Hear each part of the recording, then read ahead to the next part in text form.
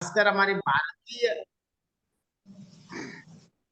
जब भी हम भारतीय ज्ञान परंपरा की बात करते हैं, भारतीय परंपरा की बात करते हैं, भारत जो ऐसा देश है, हमको पता नहीं चलता है, बचपन से ही माँ भी हमको एक शोध की दृष्टिकोण देती है। इसके लिए हम बचपन में देखते, हर माँ तो जानती है, जब बच्चे खाना नहीं खाते हैं तो चंदा मामा को दिखाते हैं। मतलब आज हम चंद्रयान की बात करते हैं तो आज ही नहीं, यानी एक सदियों से हमारी जो भारतीय माता जो भी हो, बचपन से उनको सिखाते हैं कि चांद बहुत दूर नहीं है, मतलब वो हमारी मामा है, चाचा है, अलग अलग चंदा मामा कहते हैं। इस प्रकार एक शोध प्रकार या शोध का जो दृष्टिकोण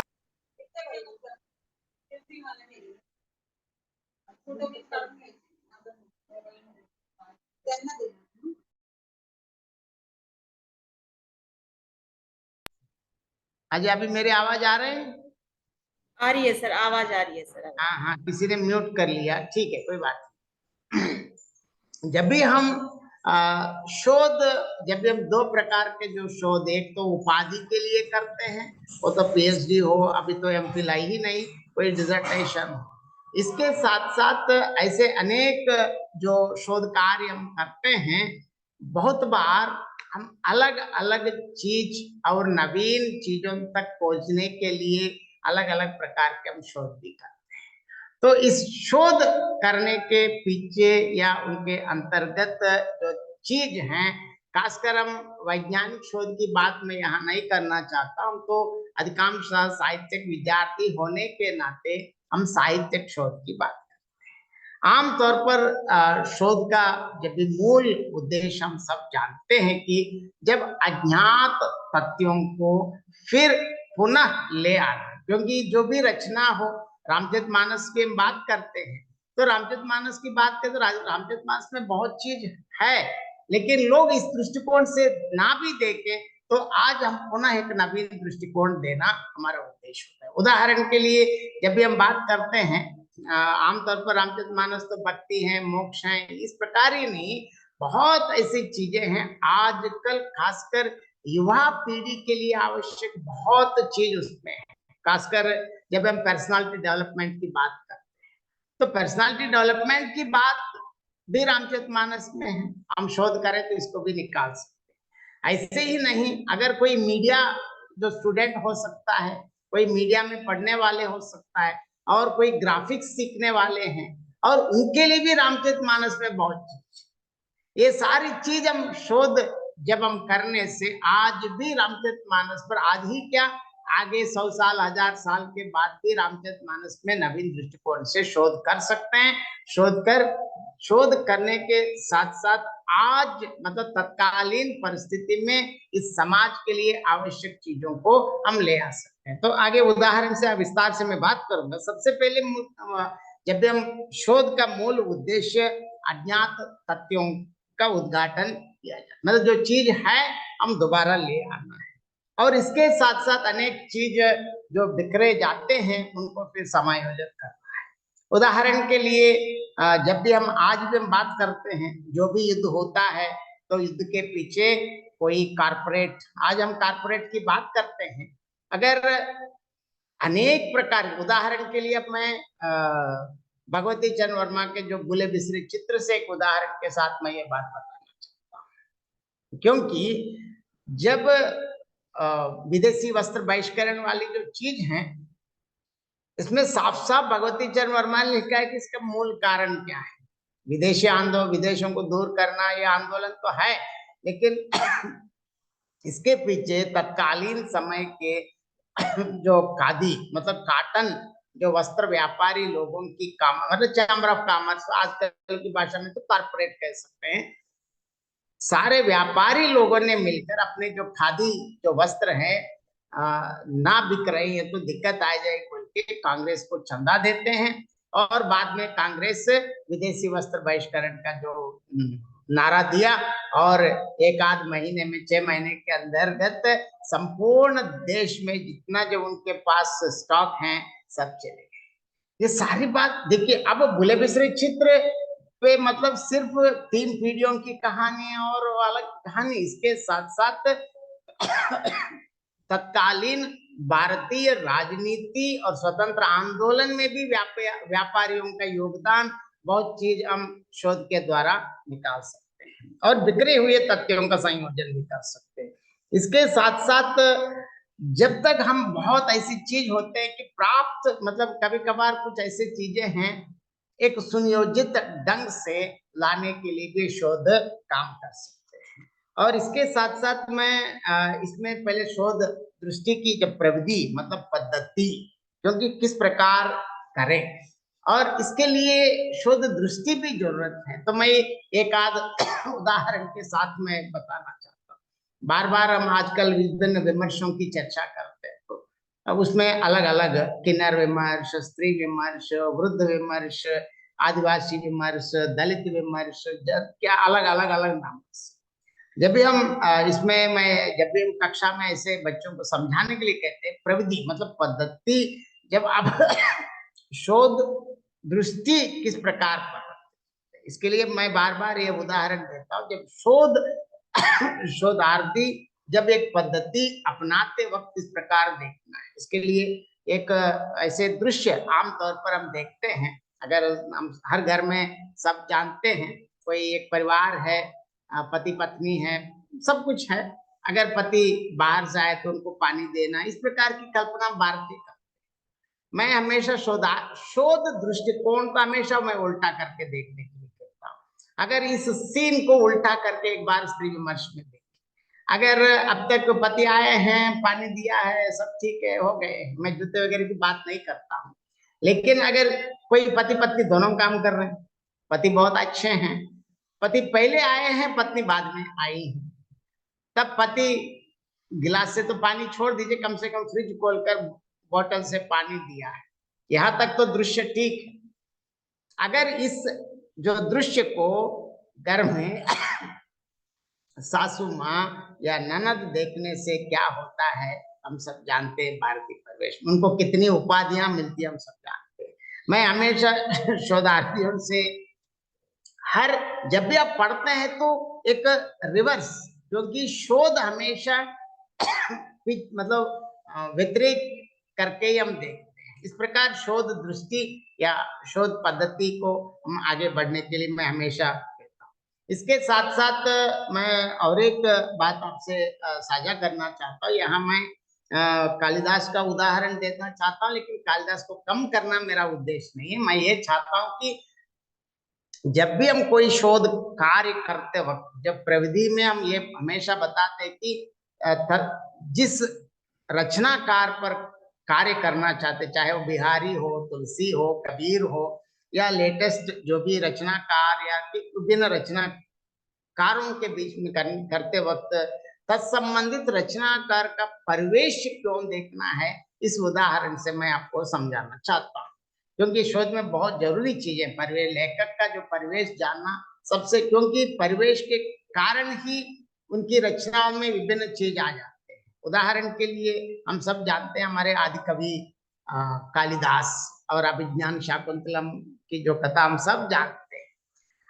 कालिदास जब रचना किए, जब कहाँ बैठकर रचना, तुलसीदास जैसे अपने घर में नहीं बैठते, अपने प्रांत में नहीं, दरबार में बैठ के लिखा है। इसके लिए अभिज्ञान शाकुंतलम की कथा हम सब जानते हैं, क्योंकि अभिज्ञान शाकुंतलम में तो हम सब जानते हैं राजा दुष्यंत जंगल में गए हैं, वहां शकुंतला मिली थी, और हम सब जानते हैं अगर ऐसे ही लड़की को आ जाएगी बोले तो क्या होता है, तो मारेगी। इसीलिए उनसे जो भी प्रेम है, ये है, राजा ये समझता है कि इस राज्य में ये राज्य पूरा मेरी संपत्ति है, इस राज्य में जो भी चीज हो सब मेरे ही है।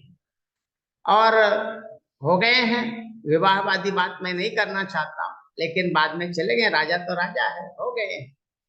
अगर इस कथा को एक बार सोच लीजिए, तुलसीदास जैसे कालिदास भी अपने मंदिर में या घर में स्वतंत्र बैठकर लिखने से कथा यही होती है। जो राजा दुष्यंत तो नायक नहीं खलनायक बन जाएंगे, और बाद में जो भी संतान हमारे जो मूल पुरुष माने जाते हैं भरत को, वो मतलब हमारा मूल ही इलीगल बन जाता है। ये मैं आपको किसी कम करना नहीं, मैं आपको समझाने के लिए बता रहा हूँ। कथा तो यही है, लेकिन सॉरी, एक मिनट।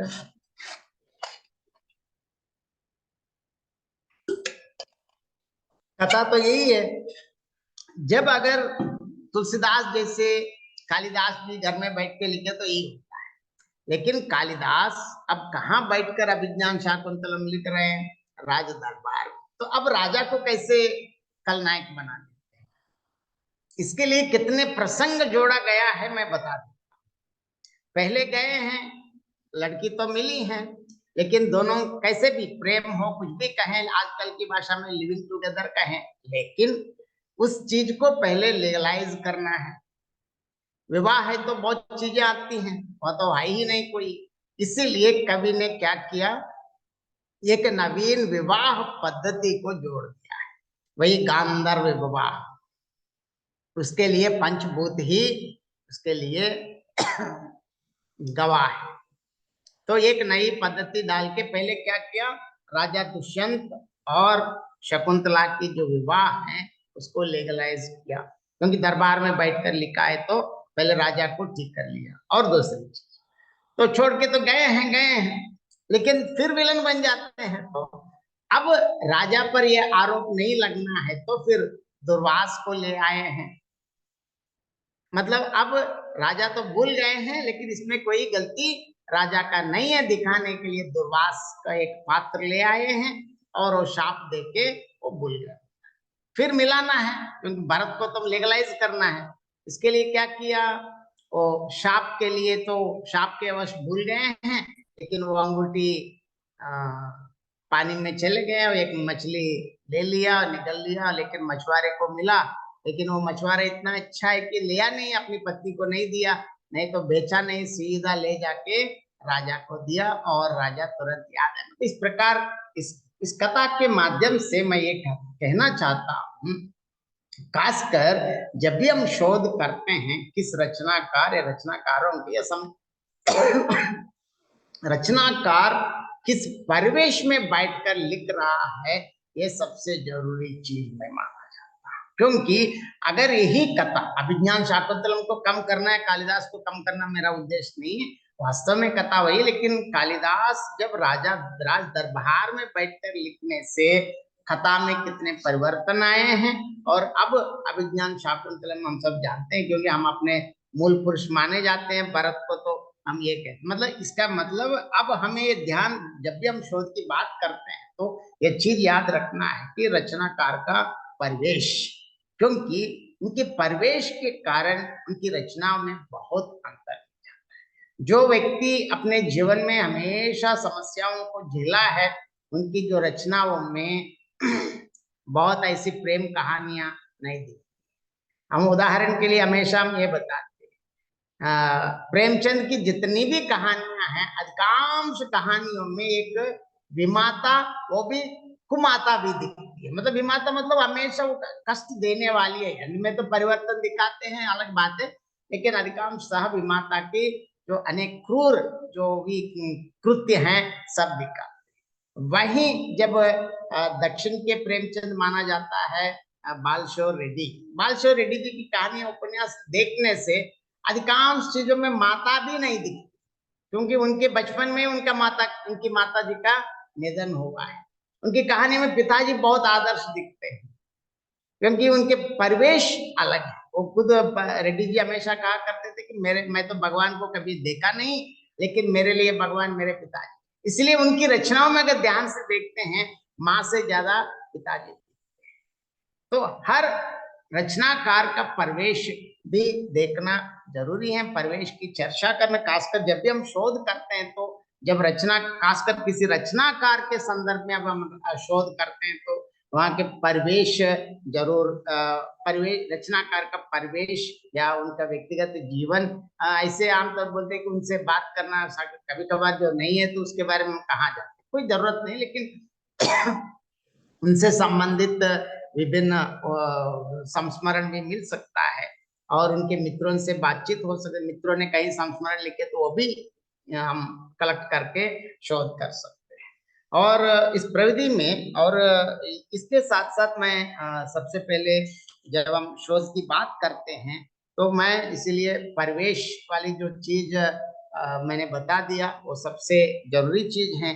इसके साथ साथ हम जहां साहित्यिक शोध की बात करते हैं तो इस प्रविधि भी पद्धति मेरे हम हमेशा कहते हैं कि ये तो बिल्कुल वैज्ञानिक पद्धति, मतलब हम वैज्ञानिक शोध की बात मैं नहीं करता हूँ, ये तो वैज्ञानिक मतलब साइंटिफिक तरीके। इसके लिए भी हम ऐसे करते हैं जब हम एक शोध की एक प्रक्रिया है, मतलब विषय चयन से लेकर शोध प्रबंध निर्माण तक भी एक पद्धति। सबसे पहले विषय चयन की हम बात करते हैं। जब विषय चयन करते वक्त ये चीज आमतौर पर हम कक्षा में एक पढ़ाते हैं, जब शोधार्थी हमारे पास है तो एक बताते हैं। इसके लिए मैं 2 उदाहरण भी बताते हैं। हम ऐसे कहते हैं कि किसी पर आप अध्ययन करना है तो आप पहले हम ये 2 चीज पूछते हैं। आप अपना विधा और रुचि, मतलब क्षेत्र या दृष्टिकोण, 2 चीजों की हम बात करते हैं। और ये विधा और दृष्टिकोण हमेशा विद्यार्थी पर या शोधार्थी को हम प्रेफरेंस देते हैं, क्योंकि विधा सभी विधाएं सबको अच्छा नहीं लगता है। और दृष्टिकोण देखने का जो दृष्टिकोण है, आप सामाजिक दृष्टिकोण या मार्क्सवादी दृष्टिकोण या मितकीय दृष्टिकोण या शैली वैज्ञानिक दृष्टिकोण या भाषा वैज्ञानिक दृष्टिकोण या आजकल विभिन्न विमर्श आ गए हैं। अब पुरुष विमर्श भी शुरू हो गए, स्त्री विमर्श, किन्नर विमर्श, वृद्ध विमर्श, जनजाति विमर्श या दलित विमर्श, माइनॉरिटी विमर्श। जब इनसे आप कम से कम इसके प्रति एक संवेदनशील होना चाहिए। अगर किसी चीज से हम संवेदनशील नहीं है तो उस पर हम शोध कार्य कभी भी नहीं कर सकते। अब प्रक्रिया में सबसे पहले विषय, अब विषय किस प्रकार है, हमेशा बिल्कुल ऐसे हम कहते हैं बिल्कुल अपने आप में स्वयं सारी चीज बताने की जरूरत है। अगर उदाहरण के लिए कुछ ऐसे टाइटल बताते हैं, कभी कभार मैं अपने ही टाइटल से देता रहता हूँ, कभी कभार किसी संदर्भ में किए होंगे, लेकिन ऐसे एक बार किया है, रविंद्र कालिया कृत गाली चुटी शराब के संस्मरणात्मक संवेदनाओं से संबंध, संवेदनाओं में प्रतिबिंबित सामाजिक यथार्थ, कुछ अलग ऐसे, मतलब इतना लंबा छोड़ा दिया है। क्यों दिया मैं कारण नहीं बताता हूँ, क्योंकि मैं दूसरों का टाइटल नहीं देना चाहता, मैं अपना ही टाइटल है तो अच्छा बुरा दोनों मैं बताना चाहता हूँ। इस प्रकार की चीजों में क्या होता है, पहले अपने आप उलझ जाते हैं, पहले क्लैरिटी नहीं रहता है। तो प्रविधि पद्धति अगर आप जिसको करना है, कभी कभार किसी अनेक कारणों से शोध समाप्त भी हो सकता है, डिग्री भी मिल सकता है, मैं इस पर कमेंट नहीं करना चाहता हूँ। और हमेशा शोध विषय ऐसे होने चाहिए। उदाहरण के लिए और एक मैंने जो कराया सामाजिक यथार्थ कोलम राही मासूम राजा के उपन्यास, बस, क्योंकि वास्तव में इसको मैं उल्टा भी कर सकते हैं, राही मासूम राजा के उपन्यासों में सामाजिक यथार्थ या सामाजिक यथार्थ के परिप्रेक्ष्य में राही मासूम राजा, लेकिन वहां एक विभक्ति प्रत्यय को निकाल के कॉलम रख दिया। इस पर 2-3 बार बहुत डिस्कशन हुआ, बाद में बताया कि अब क्यों विभक्ति प्रत्यय को हटाए।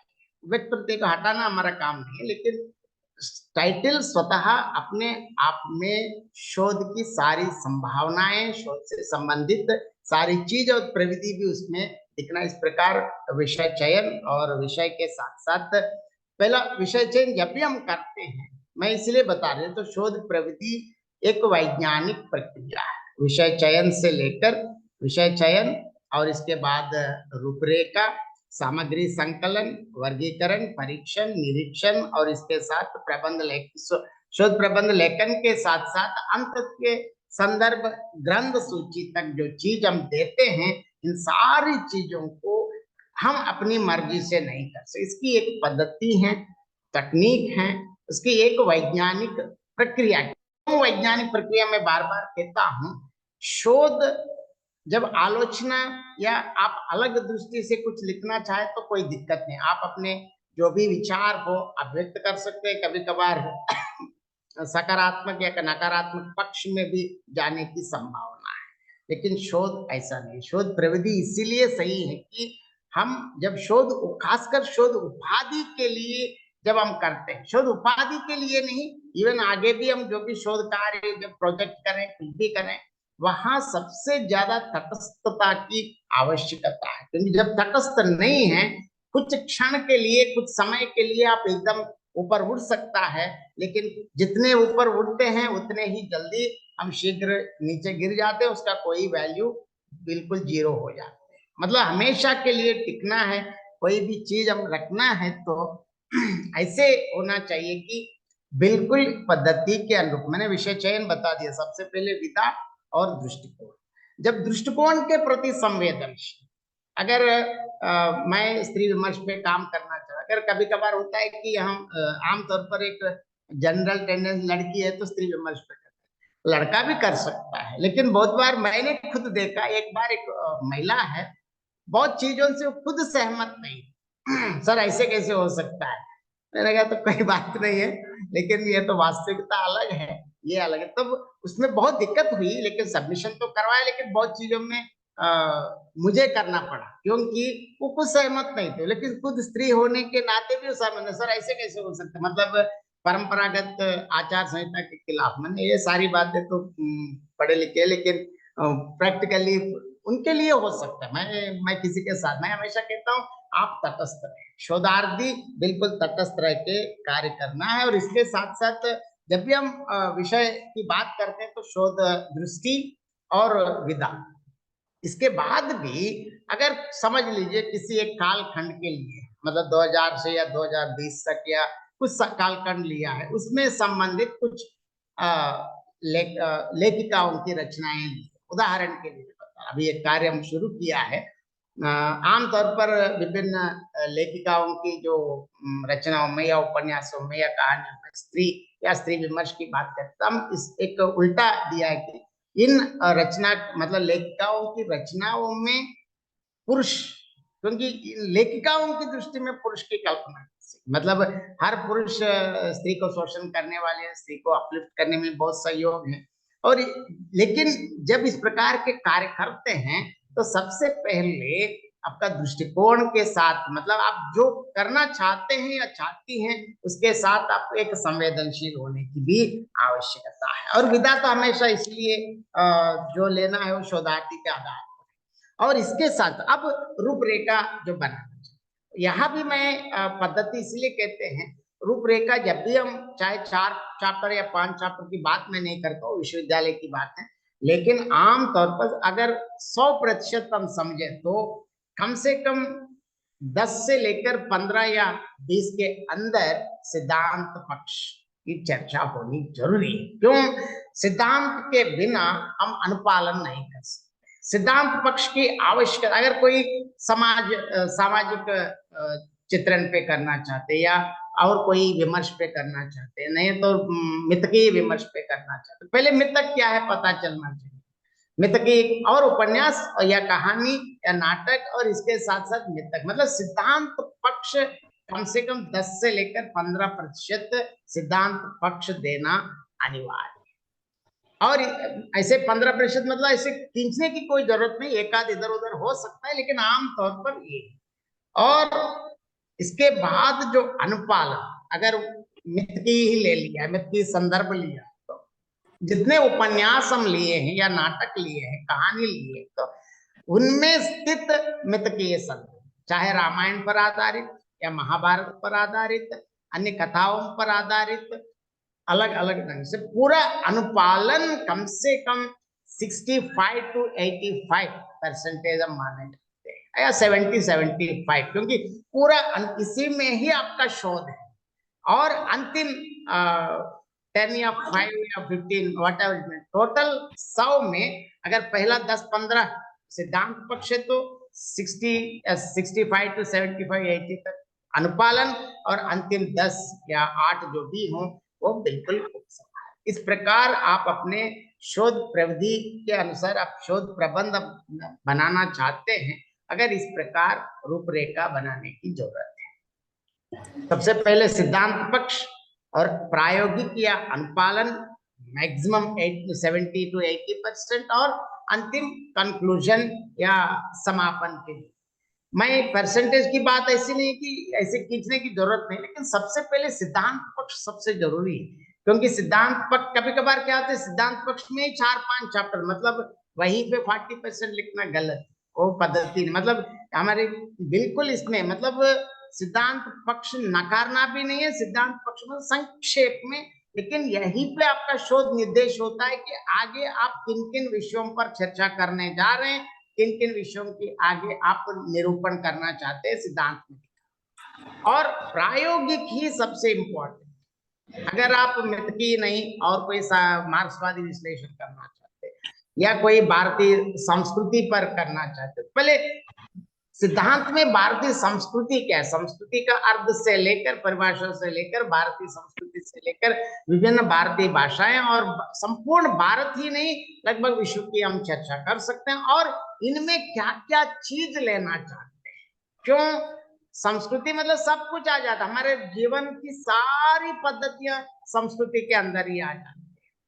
तो इससे हम किस पर चर्चा करना चाहते हैं, आचार व्यवहार हो, रीति रिवाज हो, खान पान हो, वेशभूषा हो, विभिन्न पद्धतियां हैं, और व्हाट नॉट, हमारे जीवन की सारी चीजें इस संस्कृति हमारे भारतीय संस्कृति अलग नहीं, मतलब एकाध प्रांत और किसी कारण से एकाध चीज अलग हो सकता है, लेकिन लगभग भारतीय सनातन जब हम बात करते हैं, हमारा जो धर्म की बात करते हैं, सनातन धर्म लगभग संपूर्ण भारत वर्ष में अधिकांश चीजों में एक ही चीज। और सिद्धांत पक्ष के साथ साथ अनुपालन में आप जितने उपन्यास लिए हैं, नाटक लिए हैं, कहानी लिए, उनमें स्थित सारी चीजों को आप, हमारे शोध ऐसे है कि बिल्कुल तथ्यात्मक शोध है और तथ्यों का निरूपण भी करना है। अगर आप कुछ लिख लिया है इसमें ये चीज है, तो इसका प्रूफ मतलब अमुक अमुक उपन्यास में, अमुक अमुक कहानी में, मतलब हमारे यहाँ कहीं भी कोई भी चीज शोधार्थी अपनी मनमानी नहीं लिख सकते। अगर कुछ लिखा है तो इसका तथ्य, इसका प्रूफ कहाँ है। अगर अभी अभी मैंने बुले बिसरे चित्र का जो इसमें तत्कालीन राजनीतिक बात करते हैं, लाहौर में कांग्रेस अधिवेशन के लिए जाते हैं, वो इतना बढ़िया बात करते हैं, अभी वहां आपस में भीड़ में बातचीत होती रहती है, कोई कहते हैं कि अरे यार अभी आगे नेहरू को प्रेसिडेंट बनाने जा, अरे यार कल का लौंडा वो कैसे प्रेसिडेंट बन जाता है। ये मतलब तत्कालीन राजनीतिक परिस्थिति का यथार्थ चित्रण हमको मिला। जब इन सारी चीजों को निरूपण करने के लिए हमारे पास तथ्य भी, जब आप लिखते हैं कुछ बताना चाहते हैं जो तथ्यात्मक तथ्य के साथ साथ उसका एग्जैक्ट प्रूफ और पेज नंबर और उपन्यास और उनके जो जहाँ पूरा डिटेल के सिंगल कोट डबल कोट की हम बात करते हैं बार बार, क्योंकि प्रविधि में सबसे जरूरी चीज है आजकल तो शोधार्थियों के लिए रिसर्च पब्लिकेशन एथिक्स में भी लगभग यही चीज हम सिखाते हैं। जब आप प्रविधि में ये भी बहुत जरूरी है कि आप जो भी चीज लिखें उसका प्रमाण, अगर कहीं आपको कोई चीज पढ़ लिया बहुत अच्छा लगा तो लिख लिया तो नहीं चलता है, वो तो प्लेगरिज्म, अभी तो फिलहाल उर्दू में भी इतना प्लेगरिज्म नहीं पकड़ पा रहे हैं, भारतीय भाषा है अभी इतना नहीं आए हैं, लेकिन एक दिन आ जाएंगे जरूर।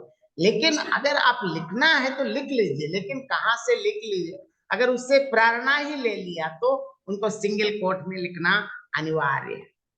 अगर एक दो पैराग्राफ पढ़ लिया बहुत अच्छा लगा, उसी से आपने 4 वाक्य ले लिया, आप अपने ढंग से लिख लिया, तो वहां सिंगल कोट देना सबसे जरूरी चीज है।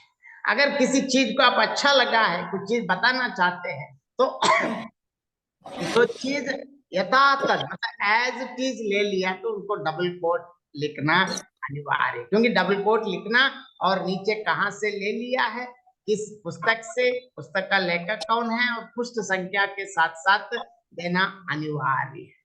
ये तो पद्धति है। और इसके साथ साथ कभी कभार कुछ चीज हम ऐसे पढ़ते हैं, कोई ऐसे लिखता है कि उस पुस्तक में एक रेफरेंस मिलता है, नीचे लिखता है कि कोई रघुवंश, कोई अभिज्ञान शाकुंतल, कोई ऐसे ऐसे बहुत चीज दिखता है, तो ओरिजिनल टेक्स्ट हम नहीं देखते। इसके लिए 2 पद्धति हमें अपनाना जरूरी है। एक तो अगर हो सके तो ओरिजिनल चेक करो, संभव है अगर ओरिजिनल भी नहीं देख पाए तो तब हम लोग क्या करते हैं कि याज चीज लिख लेते हैं, ये गलत चीज। तो इसको ओरिजिनल कोटेशन लिखना और इसके साथ साथ कामा लगा के जहां से आप जिस पुस्तक से आप उस कोट को ले लिया है उस पुस्तक का नाम, लेखक का नाम, पृष्ठ संख्या लिखने के बाद से उद्धृत ये लिखना जरूरी चीज है। क्योंकि ये आज हम शोध प्रविधि जब हम बात करते हैं तो सिंगल कोट, डबल कोट और फर्स्ट हैंड, सेकंड हैंड देना अनिवार्य है। और इसके बाद सामग्री संकलन, यहाँ भी जब सामग्री संकलन की जब हम बात करते हैं तो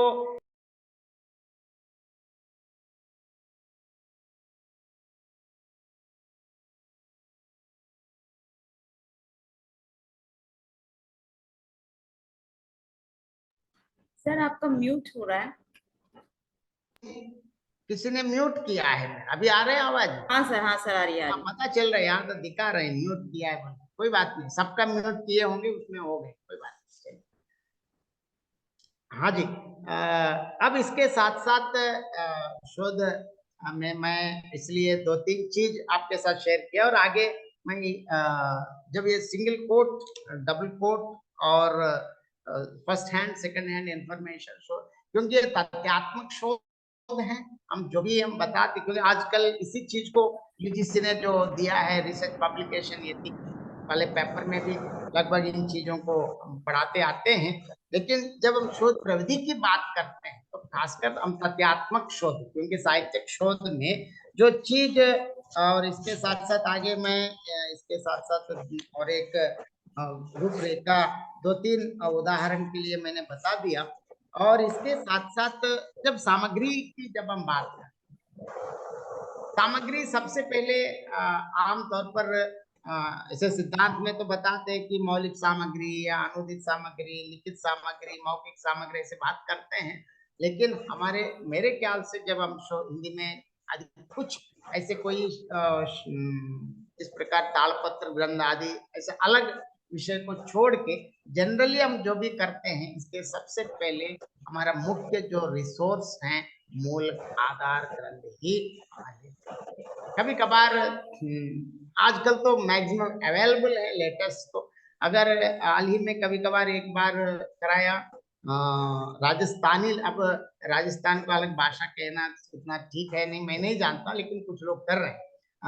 राजस्थान के एक लेखक मतलब कवि हैं, तुलसीदास के बिल्कुल समान समय, मतलब तुलसीदास के समय के ईश्वरी दास, वे भी कृष्ण भक्त कवि हैं और बहुत समानताएं मिलती है। अब मैंने पूछा था उससे, क्या आप राजस्थान का अलग भाषा आप मानते हैं?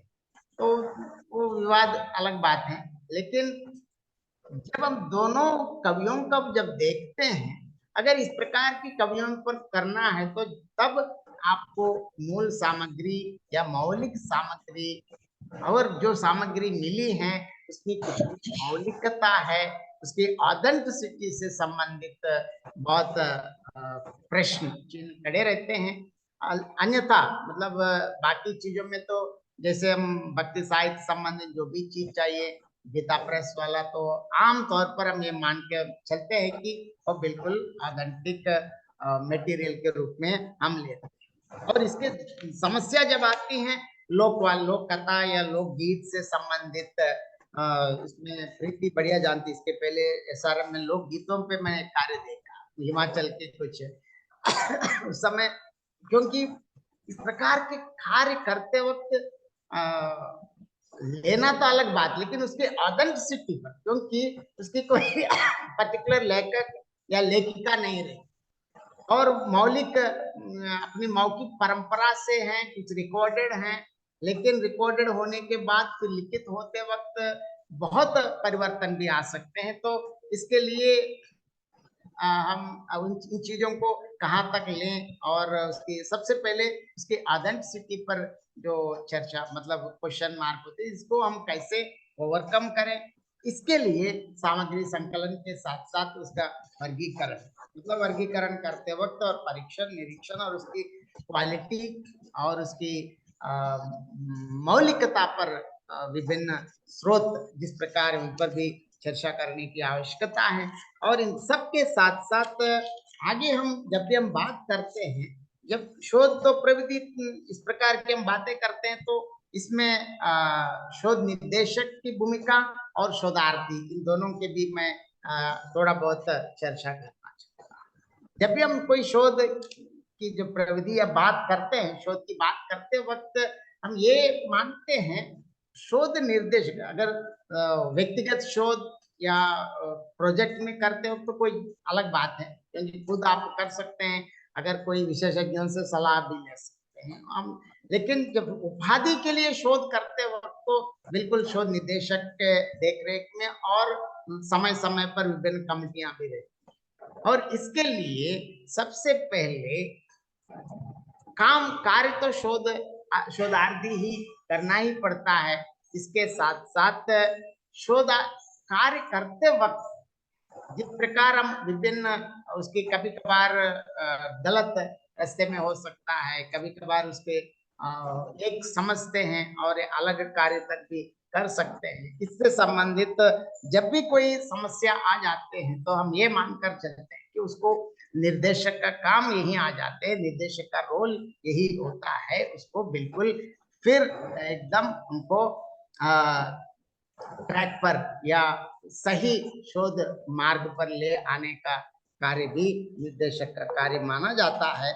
और इसके साथ साथ अब शोधार्थी के लिए विभिन्न प्रकार के जो लक्षण बताते हैं, जब भी हम ये लक्षण बताते हैं कि जब शोध कार्य के समय बिल्कुल तटस्थ रहना चाहिए।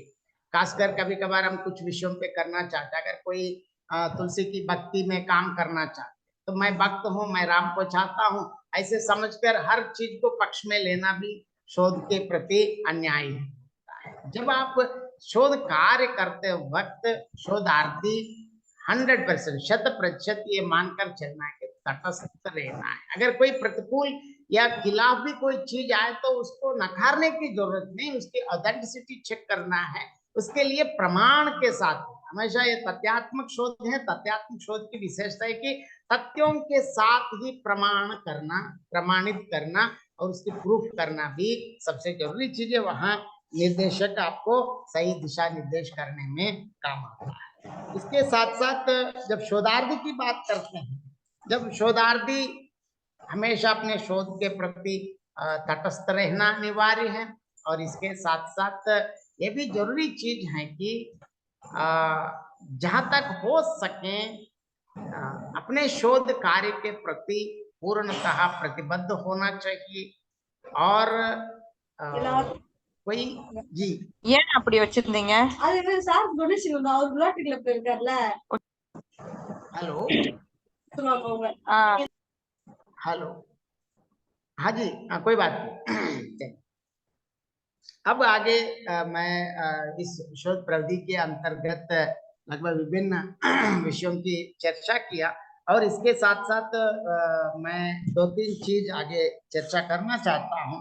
इसमें अभी तक हमने जो चर्चा किया है शोध प्रक्रिया, शोध विषय चयन से लेकर रूपरेखा और सामग्री संकलन और वर्गीकरण, परीक्षण, निरीक्षण के साथ साथ शोध प्रबंध लेखन में सिंगल कोट, डबल कोट और first hand, second hand information, इन सब के साथ साथ अब आगे जब इस प्रविधि, जब तथ्यात्मक शोध की बात करते हैं तो विभिन्न प्रकार के जो शोध, यहाँ क्या क्या शोध हैं इससे संबंधित हम चर्चा भी करना चाहता हूँ। इसमें सबसे ज्यादा पाठ विश्लेषण या अनुवाद विज्ञान, कोश विज्ञान, भाषा शिक्षण या शैली विज्ञान या मनोभाषा विज्ञान या समाज भाषा विज्ञान आदि भाषा वैज्ञानिक शोध के अंतर्गत कर सकते हैं। इसके साथ साथ भाषा विज्ञान शोध के साथ साथ तुलनात्मक शोध। जब भी हम तुलनात्मक शोध की जब बात करते हैं तो यहाँ आमतौर पर लोग समझते हैं कि 2 भाषाओं की जरूरी है। हम कहते भी है 2 भाषाओं की आवश्यकता, 2 भाषाएं ही नहीं, एक ही भाषा पर भी तुलनात्मक कैसे, अभी मैंने बता दिया, और तुलसीदास और ईसवीदास पर भी कार्य कर। ऐसे ही एक ही भाषा के 2 लेखकों पर भी कर सकते हैं।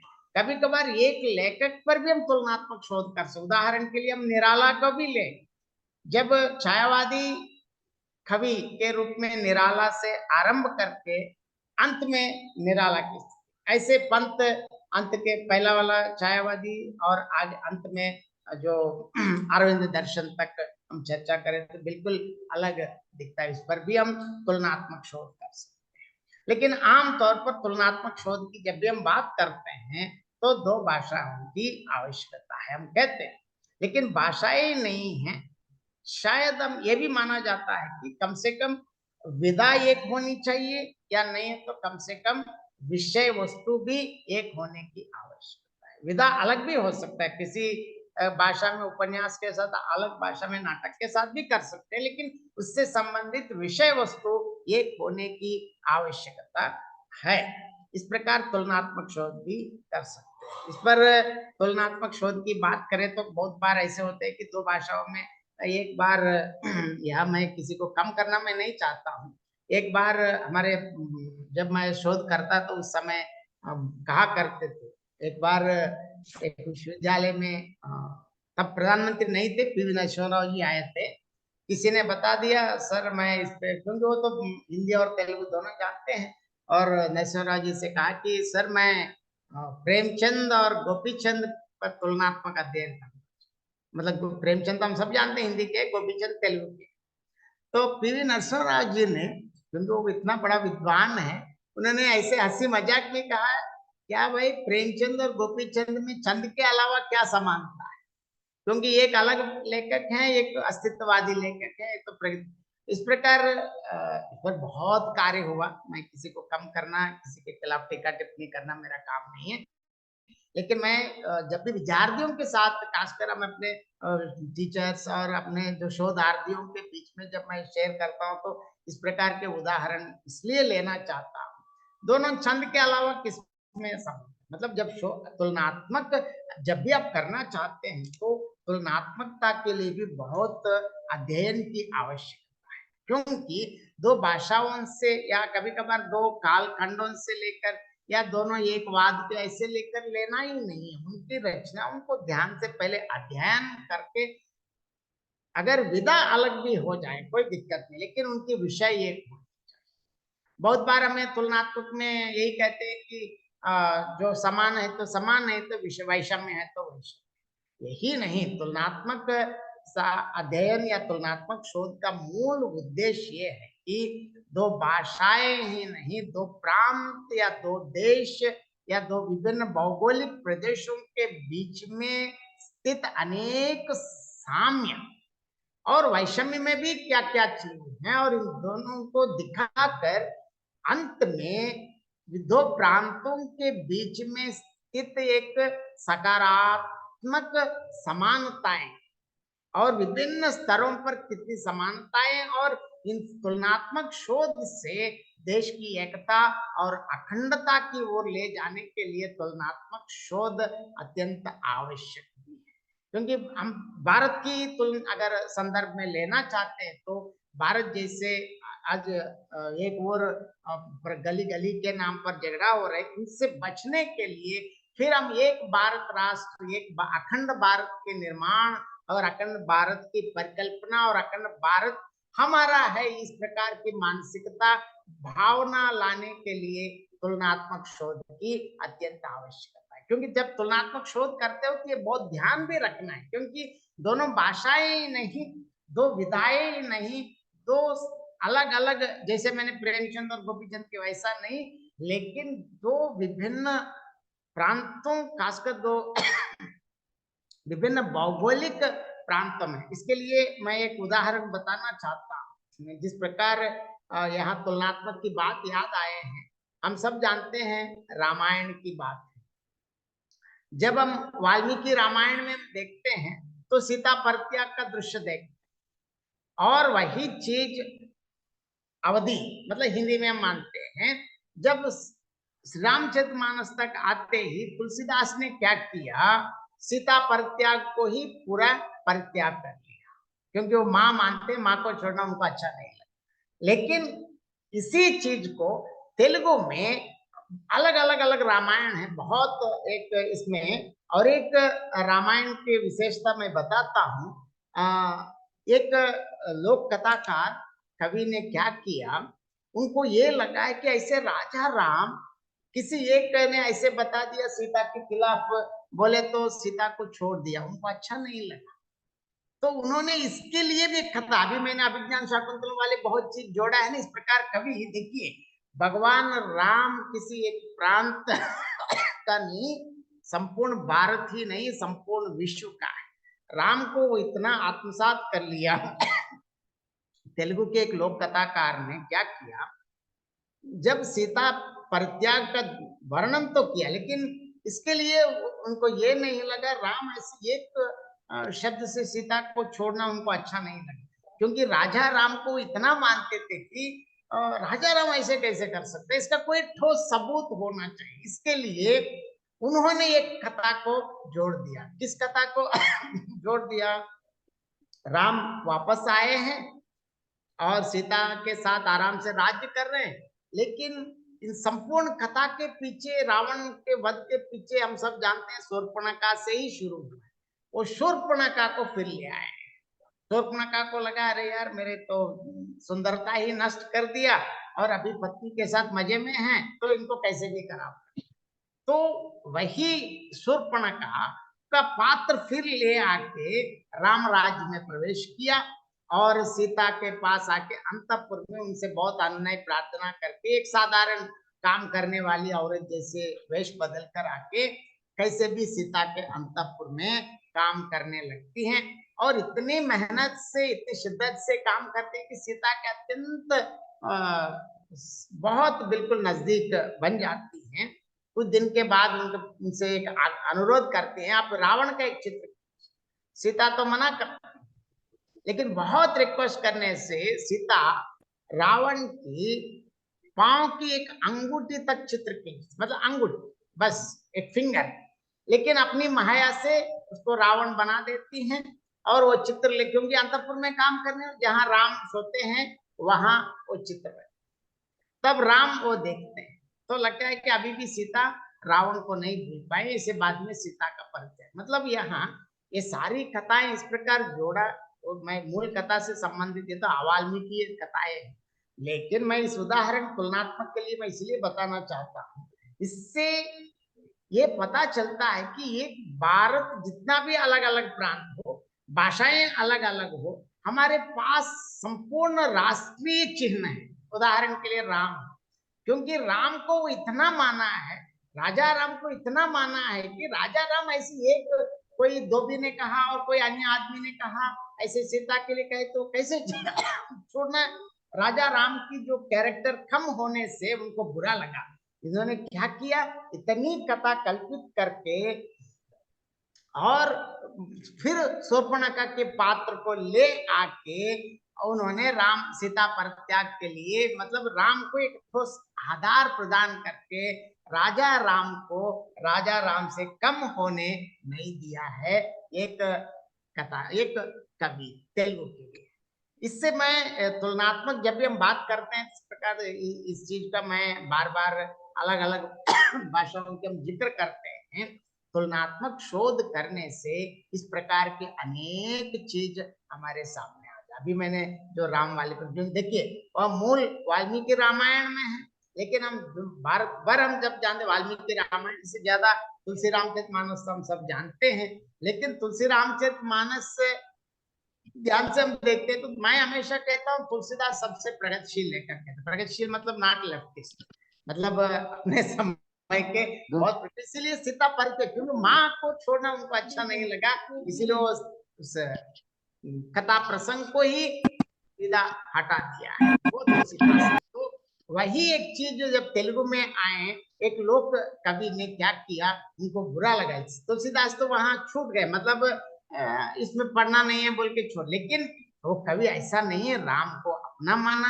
राजा राम को कैसे कम करने होता है, इनके लिए अगर छोड़ दिया तो एक ठोस सबूत चाहिए, क्योंकि हम सब जानते हैं जो पुरुष जो दृष्टिकोण है, पुरुषवादी समाज या पुरुष वर्चस्ववाद, स्त्री विमर्श वाले इस प्रकार के शब्द प्रयोग करते हैं, इस प्रकार के शब्दों के दृष्टि से वो बिल्कुल करके उनको राजा को वहाँ मतलब इसमें कोई राजा का दोष नहीं है दिखाने के लिए कोशिश किया है। मतलब इस प्रकार हमारे चीजों को कवि लोग, कवि ही नहीं संपूर्ण जनता जिस प्रकार आत्मसात करते हैं, इन चीजों को करने के लिए तुलनात्मक शोध की भी आवश्यकता है। और इसके साथ साथ तुलनात्मक शोध के साथ साथ आगे तुलनात्मक है, भाषा वैज्ञानिक है, लोकतात्विक और पाठालोचन और पाठ विश्लेषण।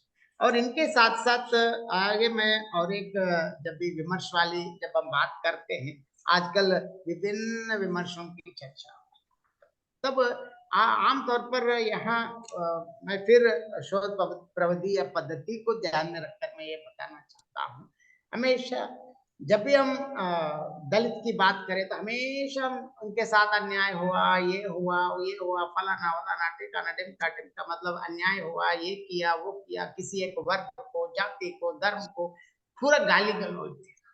ये मैं इसको शोध नहीं करना चाहता, क्योंकि एक पक्षी, एक तरफा वो ये पद्धति हम सच में शोध प्रविधि के अनुरूप अगर हम शोध करना चाहते हैं तो इसमें एक चीज सबसे जरूरी है कि तटस्थता होनी चाहिए। और इसके लिए हाल ही में एक शोध कार्य जब हम देखते हैं लेटेस्ट अलग अलग स्त्रीवादी उपन्यासों में भी मैंने देखा, कस्बाई सिमोन ममता कालिया की है, शायद नाम एग्जैक्ट भूल गया हूँ, लेकिन जहाँ आमतौर पर जो लिविंग टुगेदर की बात, स्त्री विमर्श में तो इसको बिल्कुल सकारात्मक कहते हैं, लेकिन लेखिका ने बिल्कुल बहुत संदर्भों में इस चीज को सकारात्मक से ज्यादा नकारात्मक, क्योंकि इसमें पुरुष से ज्यादा स्त्री के साथ ही शोषण, चाहे अपने स्वतंत्रता के नाम पर विवाह जैसे बंधन में ना रहने के चक्कर में पड़कर खुद और दलदल में किस प्रकार फंस रही हैं, इसके बारे में लिखा है। जब हम स्त्री विमर्श की बात करते हैं उसमें संदेह भी आए, मैंने 2-3 लोगों से चर्चा भी किया, क्योंकि अगर इस चीज को अगर इस प्रकार मैं पेश करता हूँ तो नेगेटिव हो जाता है। तब मैं यहाँ फिर दोबारा मैं मैत्रेय पुष्पा की एक कोटेशन से फिर लेकर इस चीज को मैंने फिर तर्क के साथ में देने के लिए मैंने कोशिश की, क्योंकि अब विमर्श की बात ऐसी हो गई कि मतलब न सकारात्मक है न नकारात्मक, मतलब उस तत्संबंधित चीज से संबंधित सभी पहलुओं की चर्चा करना। अगर स्त्री है तो स्त्री की सभी पहलुओं की चर्चा, दलित है तो दलित की सारी पहलुओं की चर्चा, मतलब ऑल डायमेंशंस, क्योंकि दलित पर अत्याचार ही नहीं, दलित के नाम पर अन्य लोगों पर भी वो किस प्रकार अत्याचार कर रहे हैं, गलत केस में कैसे फंसा रहे हैं। और ये भी ऐसे ही पुरुष और स्त्री के, मतलब हमेशा पुरुष ही स्त्री के साथ शोषण नहीं है, स्त्री भी पुरुष के साथ शोषण कर सकते, मतलब परसेंटेज इधर उधर हो सकता है, लेकिन दुनिया में सब देखते रहते हैं। ऐसे ही अलग अलग चाहे माइनॉरिटी हो या जनजाति हो या अनुसूचित जाति हो, और अलग अलग चीजों पर, तो इन सभी चीज मतलब सकारात्मक और नकारात्मक पक्षों की चर्चा करना ही हम शोध आजकल विमर्श के दायरे में हम देखते हैं। और इसके साथ साथ विभिन्न विमर्शों की जो चर्चा किया, मैंने 2-3 चीजों पर चर्चा करने के लिए कोशिश किया। लगभग इस कक्षा के दौरान मैंने सबसे पहले परिदृश्य, क्योंकि लेखक का परिवेश इससे संबंधित, अब एक बात ध्यान दीजिए, मैं अलग अलग जो भी उदाहरण देता हूँ किसी को कम करना या मेरा उद्देश्य नहीं, मैं किसी के न पक्ष में हूँ न विपक्ष में, मैं एक शोधार्थी हूँ तो तटस्थ रहता हूँ, लेकिन विद्यार्थियों या मेरे शोधार्थियों और मेरे मित्रों के साथ साझा करने के लिए, समझाने के लिए कुछ उदाहरण दिया हूँ, किसी को कम करना मेरा उद्देश्य नहीं है।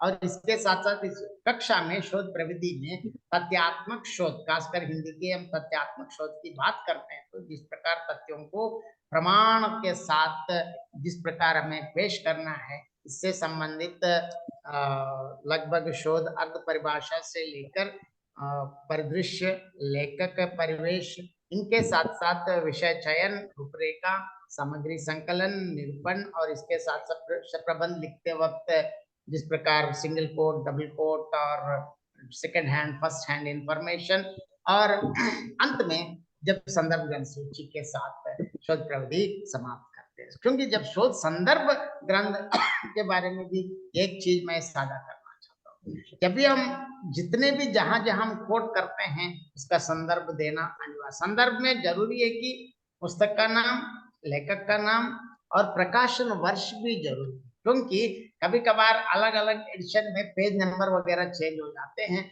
अगर कोई क्रॉस चेक करे तो दिक्कत है, क्योंकि शोध इज अ टेक्स्ट है और एग्जाम पेपर है।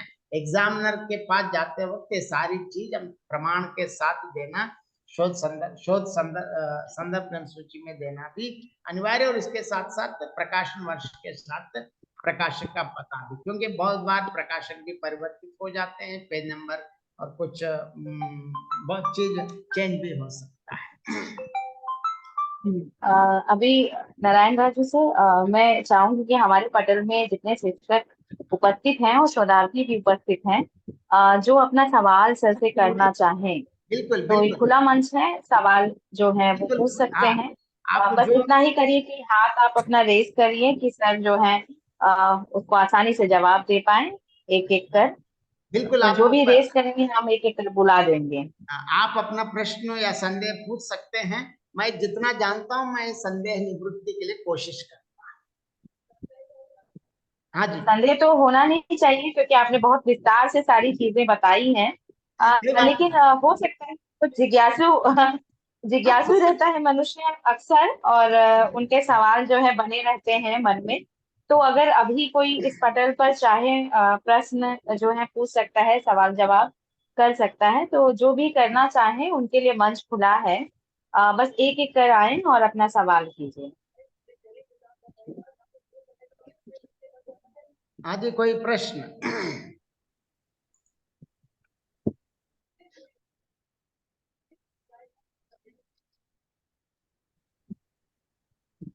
नारायण राजू जी, मुझे ऐसा एहसास हो रहा है कि सभी लोगों को मतलब जो आज टॉनिक मिला है आपके अरे द्वारा वो भरपूर है। तो वो सबसे टॉनिक पहले हम सर भरपूर है। प्रीति को और धन्यवाद देना है, क्योंकि प्रीति सर मुझे सर अवसर दिया इतने लोगों के साथ मैं अपने विचार साझा करने के लिए। तो धन्यवाद सर।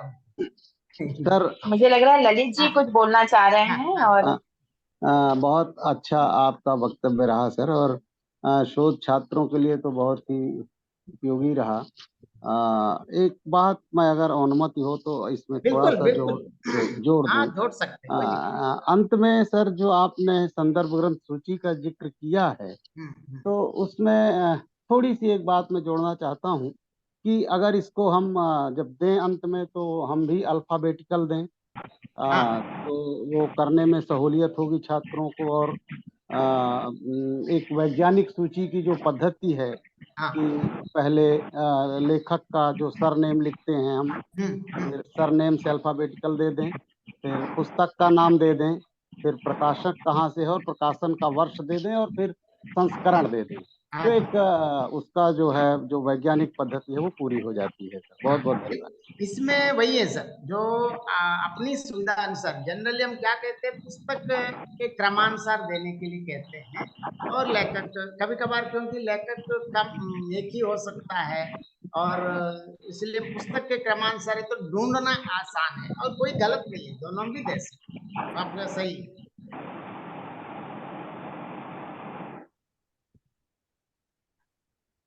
हाँ जी, किसी और का जैसे कि अभी ललित जी ने जो है आपके उसमें जो है एक छोटी सी बात अपनी जोड़ी है। और ये बिल्कुल सही बात है कि जो आपने कहा वो बच्चे जो शोधार्थी हमारे साथ जुड़े हुए हैं उनके लिए काफी लाभदायक तो होगा ही। और जो नए जो हमारे जैसे लोग हैं उनके लिए जो काम करवा रहे हैं अभी, उनके लिए भी काफी लाभदायक रहा पूरा सेशन। अगर कोई और सवाल करना चाहे तो जरूर मंच खुला हुआ है। आप लोग अपने सवाल जो है यहाँ रख सकते हैं। हाँ जी,